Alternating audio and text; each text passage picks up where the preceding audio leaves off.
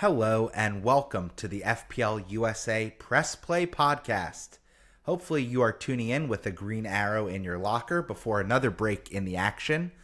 You've got two of your hosts, Bucks and Brian, all plugged in and primed for the good banter and our kind of debut on video.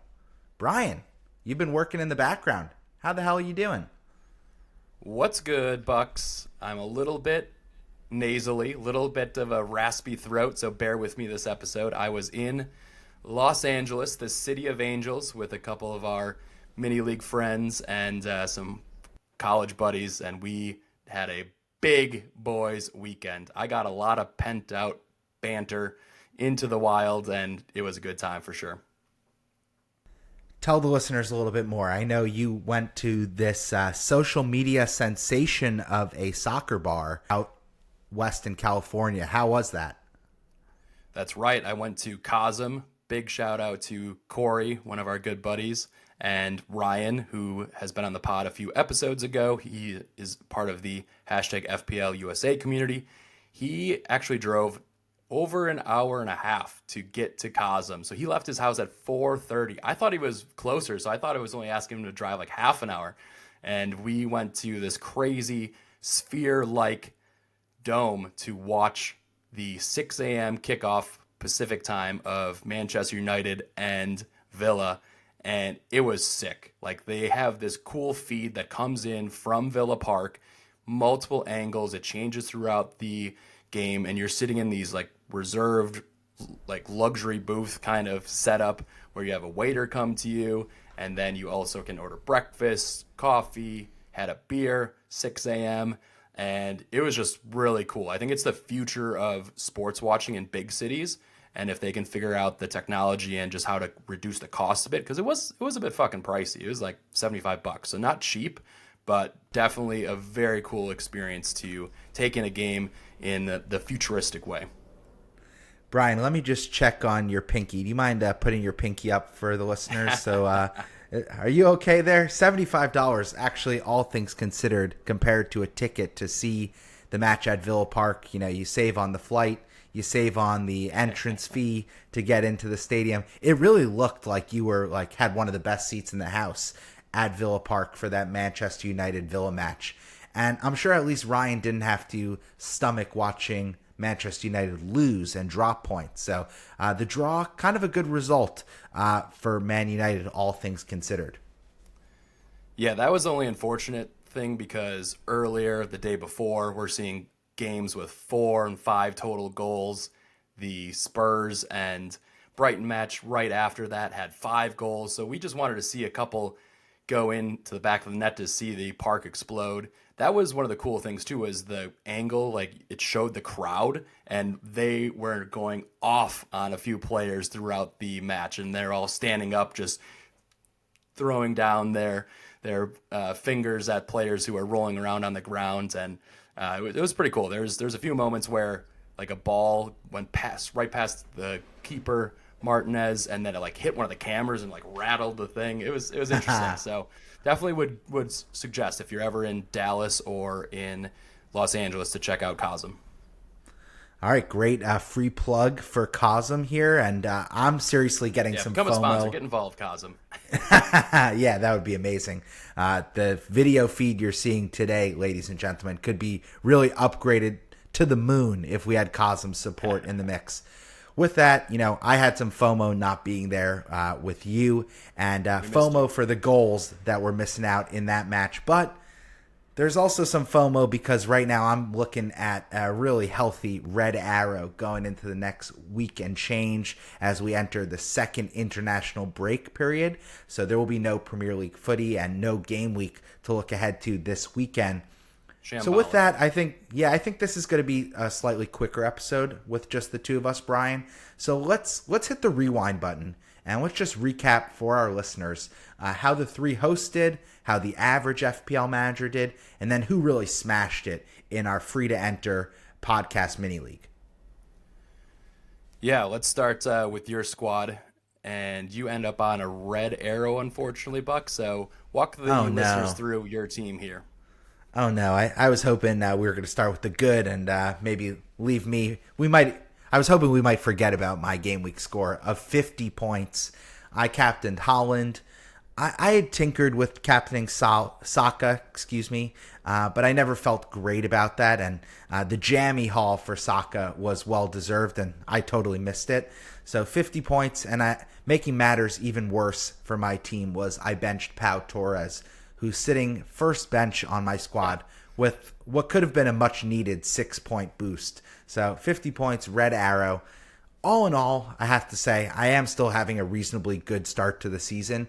No time to panic here, but I wish I was a little more prudent with some of my transfers. And yeah, I just feel like when I use 2 chips already at this point, I should be doing a little better than I am. So the responsibility totally falls on my head for that. How'd you do, Brian? Let's hit the pause button quickly when you're talking about your transfers. What was your move last week? I think on Friday. Usually we catch up for usually at least 15 minutes to walk through our transfers, and we've been pretty good about holding them until the deadline. So I had no idea what moves you were making. I caught you right before you went to bed, and you're like, I'll talk to you tomorrow. Yeah, it got late really quick. That's the time difference woes that we have between the hosts. I was pretty 50-50 between Trossard and Brennan Johnson. And listen, since I had a kind of very well-intentioned rant against the Ange Ball Spurs, they have been banging in the goals, and specifically BJ has been nailed in the goal-scoring department. So I ended up swerving him last minute. I felt Trossard against Southampton. I almost felt like that as a short-term punt was too good to ignore, and I punted myself right in the nuts with that move because he lands starting spot on the bench, and when he comes on, it's not him that gets in on the goal-scoring action. It was his counterpart Martinelli. So that's just a brutal noodle. I missed of the 3 guys I was considering, 2 of them get returns, and my guy sitting there with a disappointing 1-pointer. Thanks for rubbing salt in the wound there, Brian. I appreciate you. Hey, I mean, what can you do? I think I was also in the similar problem with Diaz as we jumped to my team. I ended up on 63 points, and a green arrow rose about 600,000 places. So I'm basically back to where I was when I wildcarded, which is not the greatest, but still feeling positive about my team. But I, unlike you, went with the captain of Saka, and got to give a huge shout out to our guy Corey. Him and I were riding the Saka cap together, watching all the matches, Goal Rush, 7 a.m., and we were stoked the way that these matches played out. And ultimately, having watched the Bournemouth and Southampton game the week before, Southampton just looked so diabolically bad that I was just going to go with Saka. I thought he was going to get a minimum of 5 to 7 points. And having owned ESR and Jedi earlier in the season, shout out to those guys pre-wildcard. They did their goods. They did their deed of goods. And I just thought that Fulham have been playing relatively good ball. And lo and behold, they gave City a fucking run for their money. Good Lord. They are so true. Very unfortunate not to get a point out of that match. And then Holland blanks as well. No Rodri, no KDB, Foden trying to get back into the squad and get his legs underneath him. So, look, I got pretty lucky there. But elsewhere around my squad, I only had 2 other players get points, and that's TAA with 8 points and Mbomo with 9. So pretty poor showing other than the Saka cap, but it was a great feeling to pull off my first big differential captaincy of the season. Yeah, bravo to you and any managers who were bold enough to swerve the robot. Black Wolf joined me on Holland cap. He ends up on 55 points all out. And joining me in the Soggy Sorrows was the average score this game week, 46 points all out. There were some big scores, though. Let's put the spotlight on the top manager in our free-to-enter mini league.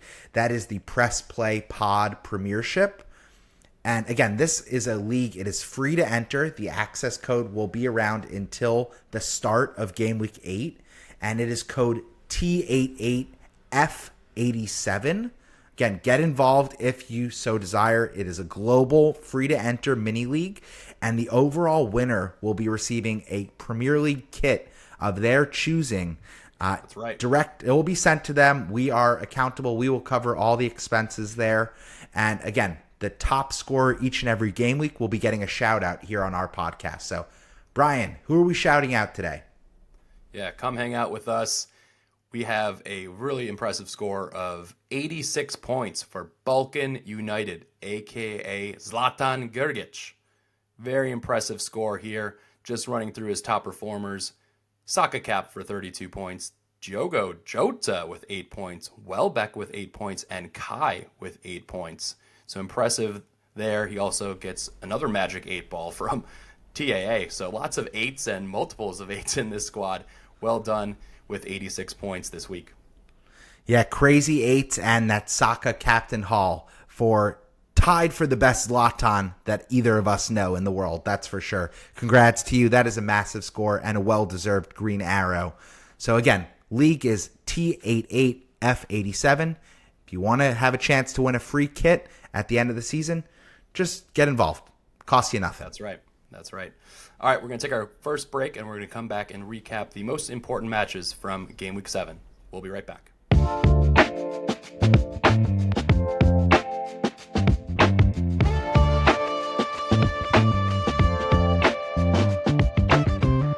And we're back.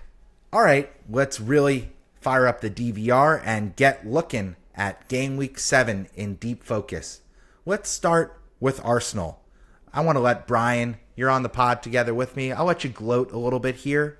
So Arsenal win, but they don't keep clean sheets as they beat the Saints 3-1. They shot them down in the town square, so to speak. And it really all came down to Saka, who got that gifted, jammy goal to bring his double assist showing up to a massive haul. He lands on 16 points total. Again, he gets the goal, a brace of assists, and 3 bonus points. 1, 2, 3 directly into your points tally. Yeah, Saka kept the faith. A lot of managers, over, I think, 150,000 managers transferred him out to bring in Cole Palmer in Game Week 7, and they were instantly punished. You can't take out one of the best assets in the game before you play one of these relegation teams. So really happy to see him create yet another chance. He has created 27 total chances through the first 7 game weeks. He is in first place for all midfielders, and I believe probably the entire game right now. So he's consistently putting the balls on a plate, and the pass and the vision to Martinelli to take that 2-1 lead was an incredible ball over the top of the Unreal. defense, and Martinelli just toes it in right past the keeper. It was a great finish as well. I'll have to give Martinelli that because he's been a bit poor over the last year. So that was huge, and then Southampton just capitulated. Like, what were they doing? They give the ball away, and Saka scores a goal at the end, and that was a big one. That was definitely a big one. And then looking at the stats here right now on the video, Arsenal 3.25 versus Southampton's 1.27. So like you were saying, what the F happened to double Arsenal defense? It's been broken since I wildcarded this view of Raya. He's supposed to be getting me 6 points against these promoted teams with ease. Both him and the likes of Gabriel do jack shit. So what did you see here? I mean, Southampton almost had another goal. I think got went off the bar and then cleared off by Raya. So bit of a mixed bag here against these 2 promoted teams. Yeah, I think there was 2 huge sliding doors moment. I mean, one, James Justin has clearly broken the double up on Arsenal defense from an FPL perspective. And like you said, the Saints were really unfortunate to not have a second. I mean, this game could have been a nail-biter going into the end of the match where Southampton, rather than getting a second goal, they just go and absolutely gift Saka with that third goal. It ends up not being the winner at the end of the day, but it very much could have been on a different day. And again, you know, when Saka, he's in massive assist-giving form right now. There's no doubting his abilities there. He is probably one of the best distributors and creators on the wing in all of the Premier League. And he's continuously giving assists from corner kicks, from open play. He looks spectacular there. What really had me kind of in my feelings a little bit was that goal, because it was such a gift. It was really put on a plate for him to finish. And, you know, when you're looking at maybe 8 or 9 points from the Saka captainers, you know, you're only losing maybe 6, maybe 7 points there against the Holland cap. But when it becomes double digits, you're really feeling that not only in the rank, but in the score department. And a lot of managers suffered not believing and keeping the faith in Saka, and bravo to you for really sticking the armband on him and doubling down on that call. But seven chances created and 7 shots in that game. I was going to say, we got away with one as Holland Massive. captainers. The fact when he scored that goal, I knew it was going to be a haul. But having watched the extended highlights, kind of feel like 16 points. He definitely could have had more. Just like Cole Palmer in game week 6 could have had well more than 25 points. Saka easily could have had another assist, if not another, couple more returns here. Yeah, and I have to shout out Kai Havertz once again. He is in great goal scoring form. I think he scored in almost every one of their home matches this season. And even without Odegaard, he continues to chug along, gets a last-minute goal in game week 6, gets a big 8 points, and just the main goal scorer. He's in great form, confidence level is high, and this just, again, is a gift to FPL managers who, again, I had started him for the first 5 game weeks of the season. I took him out on wildcard and moved to double defense. Oof, that's biting me right in the ass because he looks like the talisman from an attacking perspective. I don't think Saka is going to get over 12 goals this season, but Kai, we could see him 17, 18 goals this season. What do you think there? And he's playing 90 minutes every match, fitness beast. I feel good for the guy. I'm not going to lie. It's validating for him. It hurts as a Chelsea fan to see him having such great success. But honestly, he had this in his locker when we got him from Leverkusen. And he's just really showing off and showing out in this Arteta system. He looks like a great get. I think he could still be a buy from an FPL perspective. Maybe after this more difficult stretch of matches that Arsenal have in their next 3. But he's providing great value under 8.5 million for FPL points perspective. Yeah, and I think there's a world where, like, if you have Holland up top and you have Palmer in the middle, then maybe you skip Saka next time you are looking to switch and just go with Kai as your main Arsenal attacker. So that's something to think about long term. I don't hate that. At all. Let's switch gears. Let's switch gears. Arsenal, just as last word here, they were just presented as the most likely team to lift the title, despite betting markets having City as ending up as predicted to be ahead on the points. Go figure. There's a little uncertainty around the next team we're going to discuss, which is Manchester City. And they got so fortunate. Not only did they get a small victory in the courts, they also got a very, maybe slightly undeserved victory on the pitch as they squeezed just past Fulham 3-2. Another ex-Chelsea player was the star here. That was Mateo Kovacic. He ends up on a brace. 5.5 million. I saw there were some psychos in the FPL community who actually captained this guy. Good for you if you had the cojones to do that. But it's Haaland's second blank in a row. Should we start getting worried, Brian? Not with Wolves and Southampton to come in the next 2. We just saw Wolves just gift 5 goals to Brentford. So I think there are some goals ahead for the likes of Haaland. But I will say, without Rodri, without KDB, he's getting less service. 4 total shots in this match. And honestly, Marco Silva really deployed a great game plan. They found a lot of space behind the inverting Rico Lewis and exploited that time and time again. And I really thought that Fulham might win this match because if Adama Traore would spend a little bit more time on his finishing versus waxing his biceps and doing his curls, then maybe they would have come out with a victory. Traore, XG of 1.29, 3 kind of one-on-one chances with the keeper, converts zilch. That was insane. And shout out to our buddy Eamon. He could not believe it. He sent a string of like 15 texts a row in the group chat just ranting about how this could even be possible.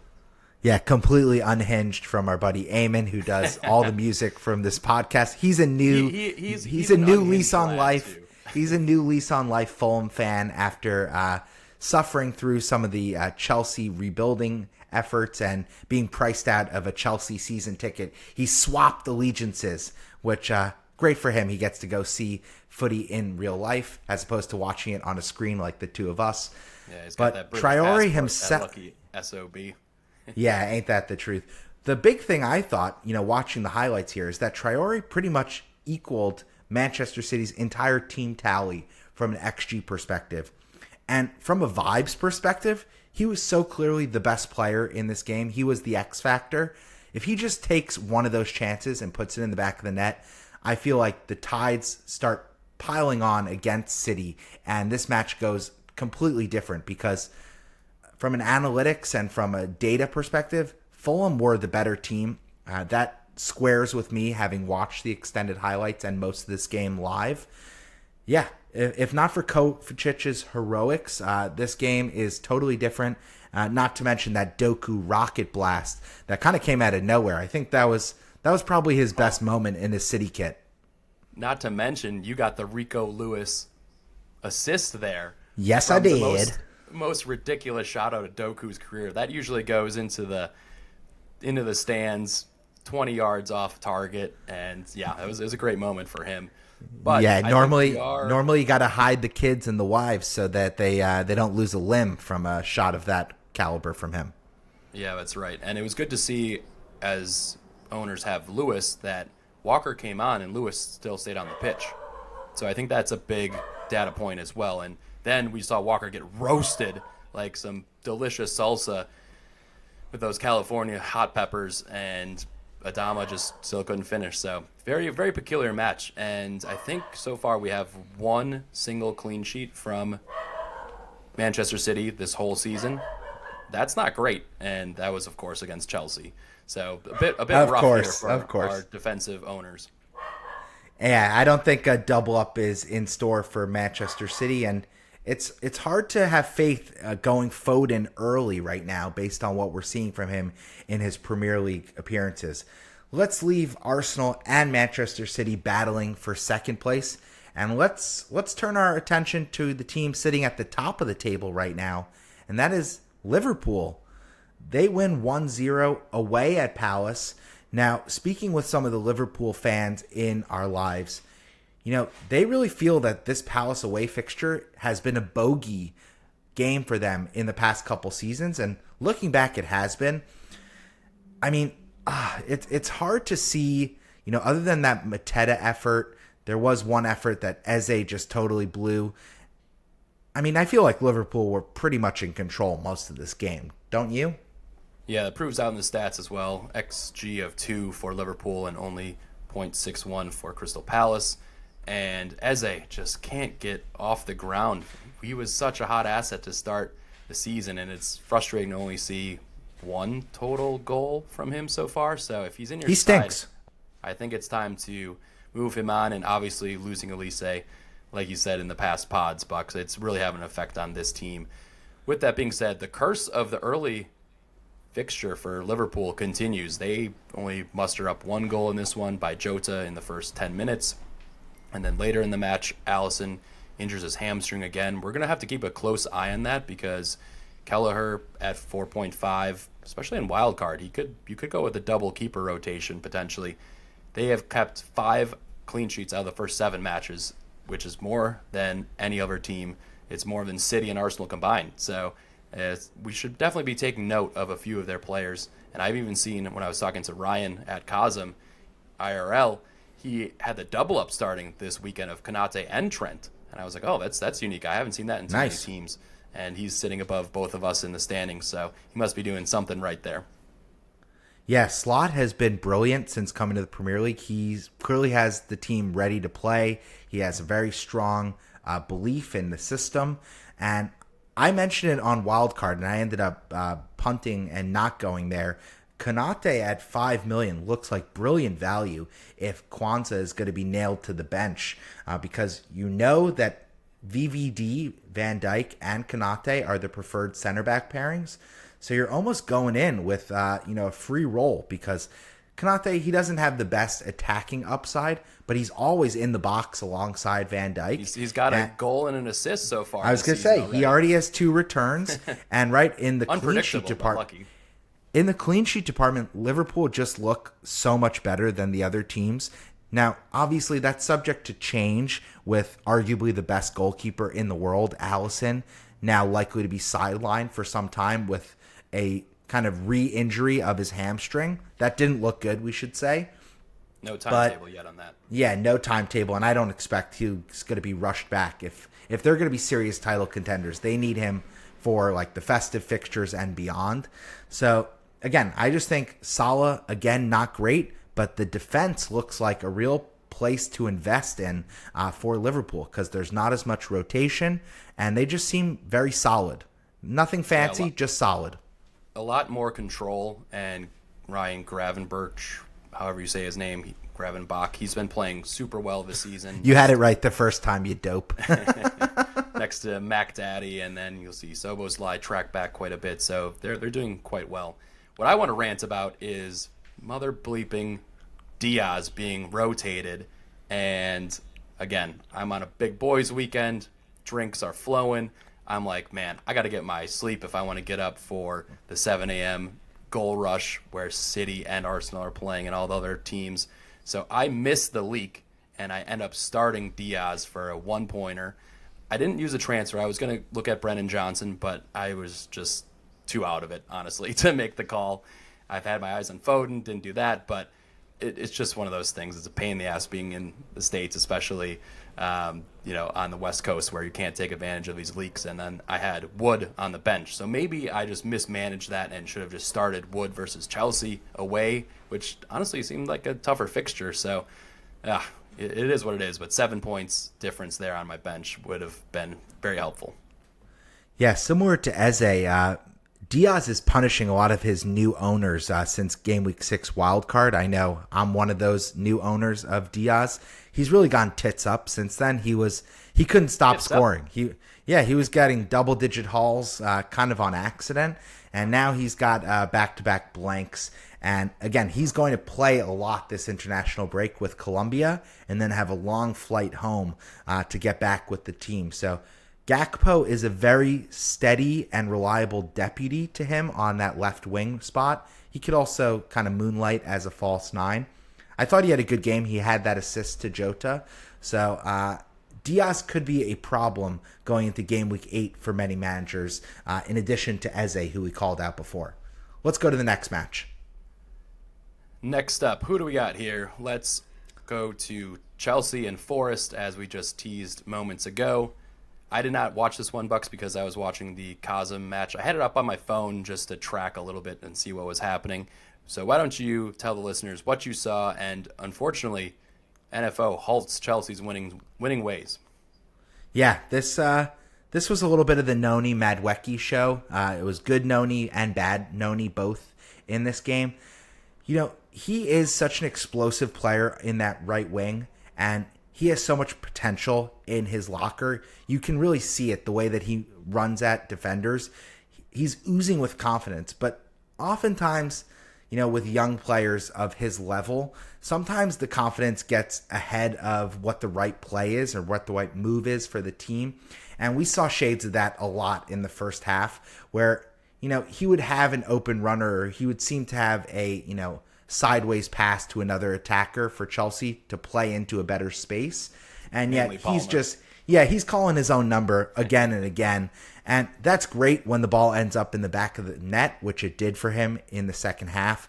But it could be absolutely frustrating when you're just trying to, pile in the goals and the team itself is in great goal scoring form. But this one guy in the attack just keeps shooting it into the stand. So that was really frustrating. I should say Wood, really, really well taken goal. I also think Sanchez was brilliant. One or two chances, right? That's the story of Wood. He does not get very many shots, but he is just a veteran striker on a team that needs him to have a few moments of brilliance throughout the games when they play. And he's been, I think he's got 4 goals in the first 7 matches. Not bad. Yeah, he's a great finisher. 2 bonus points as well. He continues to mop up the bonus with the new rule changes. So yeah, it was a great game for Chris Wood. I think overall a pretty good game for Nottingham Forest. They were able to, despite getting a late red card on Ward-Prowse, which was probably one of the shithouse moments of the season there. What the F happened with that? He just falls on top of the ball and rolls on it like he doesn't want to give up his child. I'll save my Jackson rant for a future episode, but I really think despite not getting a return in this game, and he didn't get a return in the last game either, this guy really puts in a shift every time he's on the pitch, and I have really high regard for Nico Jackson as a forward option, not just because he's a Chelsea player. I really see his potential, and I feel like sometimes he's jumping off the pitch the way that he plays. One player who's not only jumping off the pitch, he's jumping off the stat sheet, is Cole Palmer. He was kept quiet in this one, but only just barely, because he had one of the most ridiculous first touches to totally pretzel turn one of the Forest defenders, and then he stuck out a foot and took a quick right-footed shot on goal.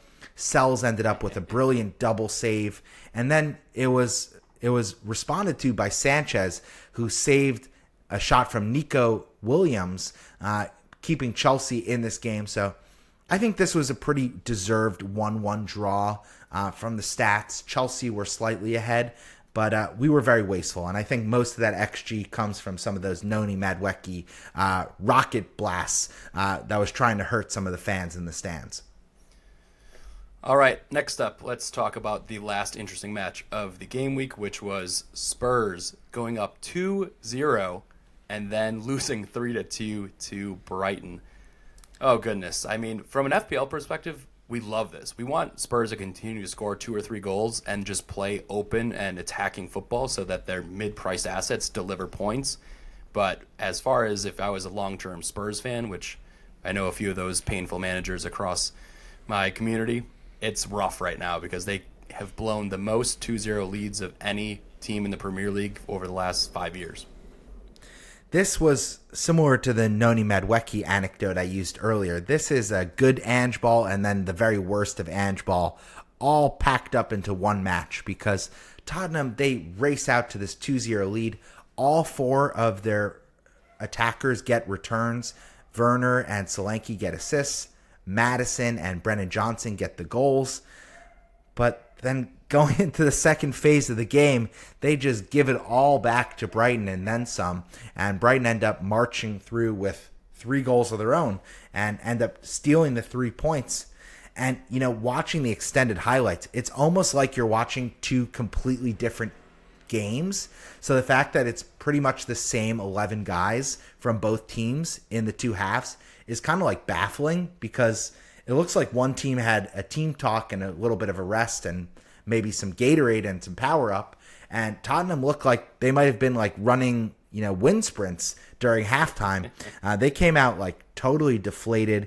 Energy wasn't there. And, you know, I was all but prepared to really talk about how my rant a few episodes ago really turned the season around for Ange Ball. And then he goes and does me like this. So, yeah. Can't keep clean sheets, you can't defend, you can't really have a chance of competing for titles in the Premier League. With that being said, Brennan Johnson, great goal. Unreal. Great goal scoring form. 6 in 6 across all competitions. 6.5, 6.6 million. He'll probably rise over the break. But with their great fixtures ahead, he looks like to be a great Eze replacement. Even Diaz potentially is who I'm looking to replace with him. And then Matto, very involved in this one. He gets a goal and max bonus points for 10. He was somebody we shouted out a few weeks ago, considering he had one of the highest XGIs for all midfielders. I should have gone there. Going Diaz and not Maddison. I immediately regret that. And Sorry, Bob.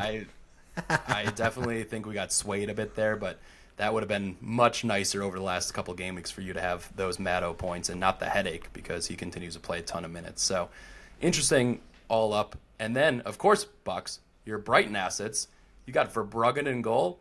Gets a cheeky little yellow card for the 0-pointer. Yeah, and nice 0-pointer. Minte scores his first goal of the season when you had him a few weeks ago. Oh, my goodness. Just an You're taking too much joy. Wait a second. I got a third one. Welbeck scores again. You could have had Welbeck instead of João Pedro, who I think is just dead on your bench. Oh, you can't get it right with these assets from Brighton. Yeah, I'm taking up your mantle as the head bitch in charge of the Brighton anti-fan club. And you're just enjoying twisting the knife this episode just a little too much. So let's end the rundown of the good performances from Game Week 7. Now, we just want to kind of highlight the other side of the table, which is the gross, bad, and absolutely disastrous. Don't even try and touch these with a 10-foot pole. And that is the fact that there are still 4 winless teams in the Premier League. And I'm sorry to pile on while Dan is away, but that runs Ipswich, Crystal Palace, Southampton, and all the way down in 20th position, the Wolves. All teams still winless, and we're definitely going to have some Wolves therapy, Wolves Corner, when Black Wolf Dan is back on the podcast. And we should just shout out, he wrote a brilliant overview, a thread on social media covering which Wolves assets are worth targeting for the upcoming fixture swing that is coming starting in game week 9 for them. And he shouted out Cunha, who gets a goal. And then he shouted out Ronaldo 8 Nori, who's back in his goal-scoring fuck around and find out phase. Both those guys get on the goal sheet, but Wolves can't defend to save their lives, and they conceded 5 goals to Brentford. That was probably one of the most entertaining matches of the game week. Yeah, this time it took Brentford 92 seconds to score their first goal. So 3 games in a row they score within the first 2 minutes. Absolute insanity. But you are right. They have some assets at Wolves. 8 Nori at 4.4, 4.5. He looks to be one of their key players in attack, even though he's listed as a wing-back type of player. So he's somebody I would definitely be considering. And they're going to get smashed by City, I would say probably 4-1. Maybe they get a cheeky goal. Maybe worse, I think. It's been that bad in defense. Yeah, that's true. They haven't kept a clean sheet in about 20 matches. So we'll preview our predictions in next week's episode. But for now, just, again, they have a big run coming up in game week 9. So hopefully things will get better for our good mate Dan. 2 last points before we get the hell out of here. We just want to mention that, Eze, we've been talking about him. The analytics community is bigging him up. He seems like he was one of those list of players who was marked as essential coming into the season. And he's essentially has no FPL value at this point in the season. It's been a complete disaster without Olise. And Palace have really suffered because it's almost too easy to play them out of their flow. Watching Crystal Palace against Liverpool, watching the last couple extended highlights for Palace, teams are basically, double and triple man marking Eze in the middle of the pitch. And they're getting away with it because they just don't have enough creativity on the wings right now. And they're almost a little too direct. So it's a problem. Mateta hasn't, he's kind of been in and out of the lineup. He only has 2 goals through his first 7 matches. Played in the Olympics, looks a bit leggy, so he doesn't start this match. So it's a mixed bag for Crystal Palace right now. But yeah, it's a mixed bag of shit. It is not good at all. And last but not least, Brian, we gotta big up the United faithful because thankfully they salvage a point at Villa Park.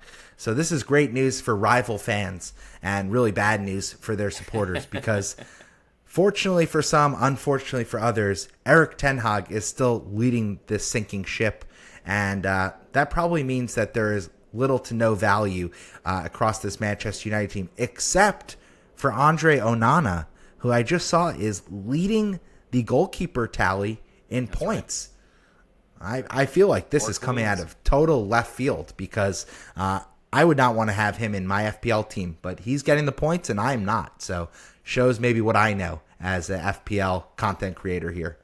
Yeah, I have to admit their attack makes no sense right now, but you have to give it your hat off to the likes of Maguire and Johnny Evans at his advanced age of 36 and approaching a trip to the nursing home. He puts in a big shift versus Ollie Watkins and Rodgers and a lot of popular assets. I mean, Sunday could not have gone any better for me, to be honest. I didn't have Palmer, didn't have Watkins, didn't have any Spurs players, and I got quite lucky that none of those guys really went off for double-digit hauls. But, let's wrap it up. We're going to take our last break, and then I just want to come back with our final words before international break on a quick few players to watch, and then preview Bucks' bus team and what he's thinking about his transfer thoughts for the week ahead. We'll be right back.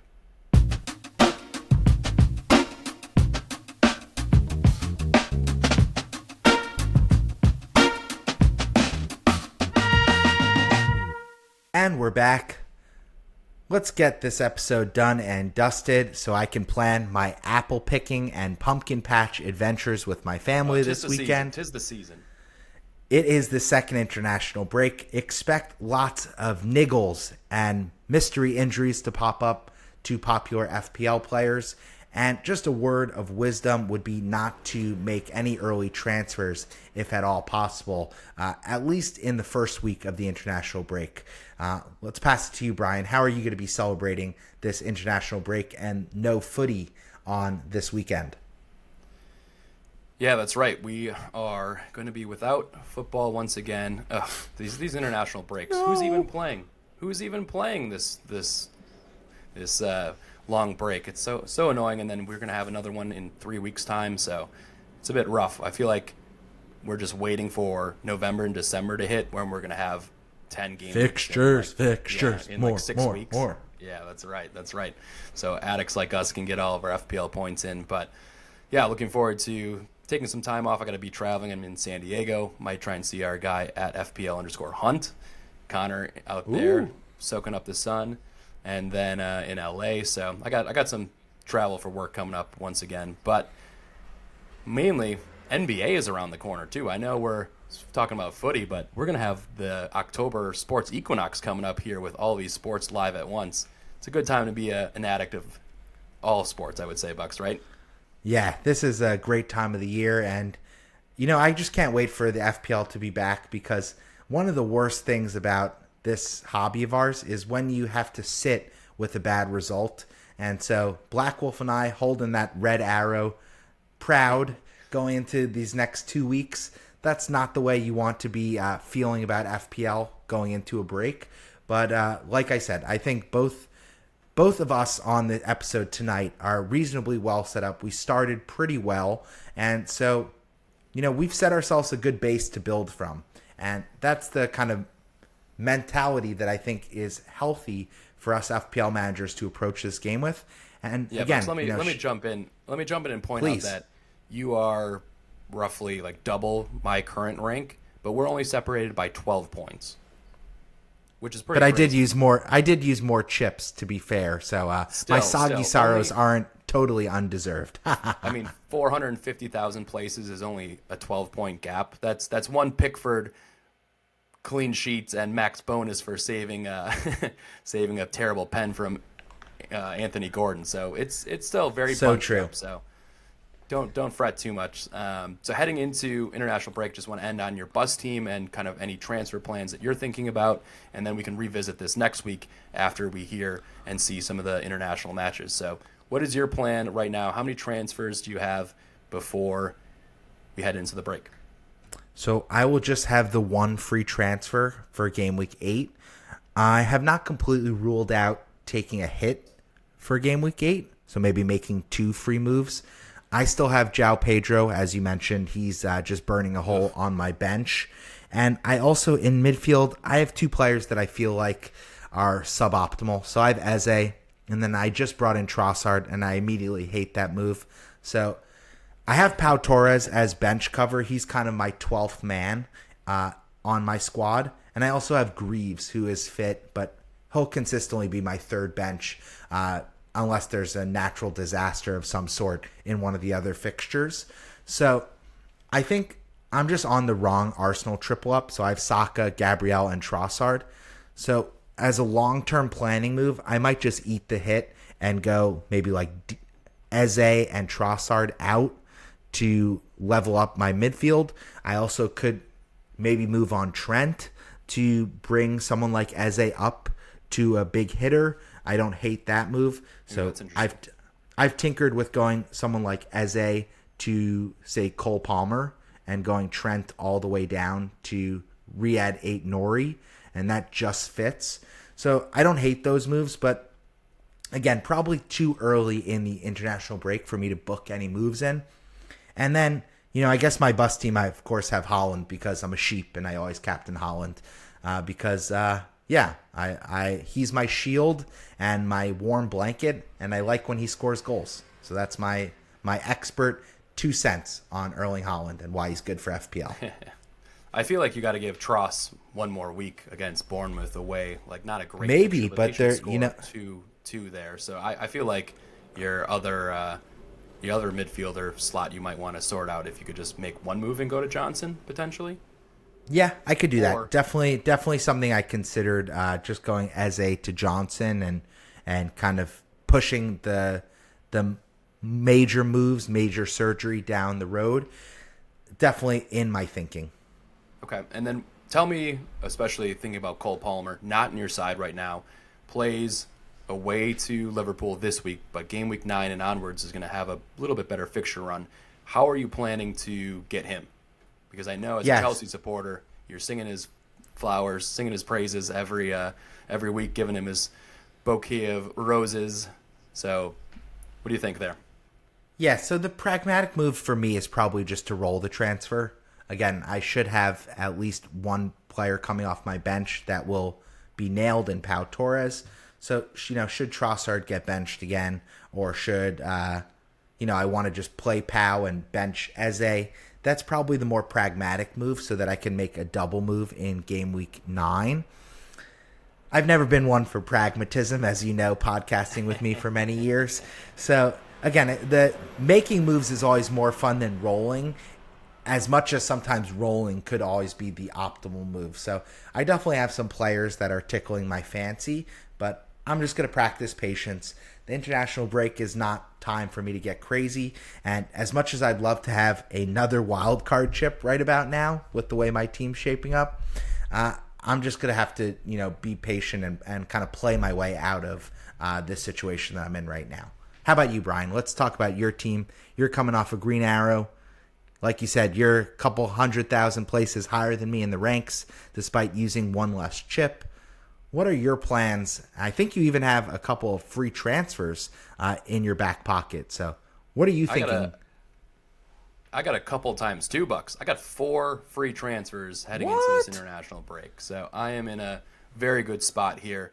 That was, again, part of missing the Brennan Johnson points this weekend. Just meant I could stockpile some more transfers. So I'm now, with these ability to roll over the transfers, eyeing Cole Palmer in game week 9, potentially in for Saka then. We'll see how that works out, but I think my weak link right now is Luis Diaz, especially if he's going to be traveling all the way from Colombia. I'm likely just going to make one transfer and move him to Brennan Johnson. Then I'll have $1.5 million in the bank or so, and that'll allow me to get Palmer pretty easily. And then I'm already kind of doing a little bit of planning all the way out to looking at removing Haaland after his run, maybe game week 12. And so I want to have 4 or 5 transfers, hopefully, by the time that time runs around. So, I'm stockpiling the transfers right now, hoping to hit on some of these big hitters when the fixtures swing. So that's kind of what I've been focusing on. And with my defense, I have Raya, Gabriel, I have Josko, Gavardiol, and Trent. And so I don't need to make any defensive transfers. So I'm just stockpiling those transfers right now and hoping to hit on a few moves. I'm going to play Wood next week and then bench the likes of Semenyo. And a lot of people are talking about moving him on, which, sure, it's a luxury. If you could get him to Brennan Johnson, I see that as a good move. But I'm in a position where I think I'll just play Rodgers and bench Semenyo for a couple weeks. I don't want to be using non-optimal transfers on players who are 5.5 million. I just bench them, try and rotate somebody in. So that's kind of where I'm at. So sitting pretty for the moment. Brian, you want to chuck one of those free transfers my way? Can negotiate off air. Oh, give a dog a bone? Okay. I'll see what I can do, Bucks. You're my guy. I could probably spare one. I appreciate you. I think this about wraps us up here. We are FPLUSA Press Play. You can find us on all your social media at FPLUSA Press Play. I'm Bucks. That was Brian. You can find us on social. We're under the handle at FPLUSA, and then either Bucks or Brian, depending on who you're trying to follow first. But Chuck, both of us follows, and also our colleague Black Wolf. He's at FPL_Black Wolf. Excuse me. Nailed it. I've just about hit my limit here on the East Coast. I'm getting a little loopy. And again, we have that free to enter mini league. That is code T88F87. is going to close at the start of Game Week 8, so get entered if you so fancy. And this has been a lovely episode. Congratulations, Brian. You are now the best manager on the podcast. Well deserved. And we're going to go into short-lived, I'm sure. We're going into a long international break, so make sure to prioritize spending time with your loved ones, get outdoors, and we'll be right back in the FPL chaos as soon as next week. And this is going to be our first video uploaded to YouTube, so do appreciate if you check us out at FPLUSA Press Play on YouTube, and just hit that little subscribe button.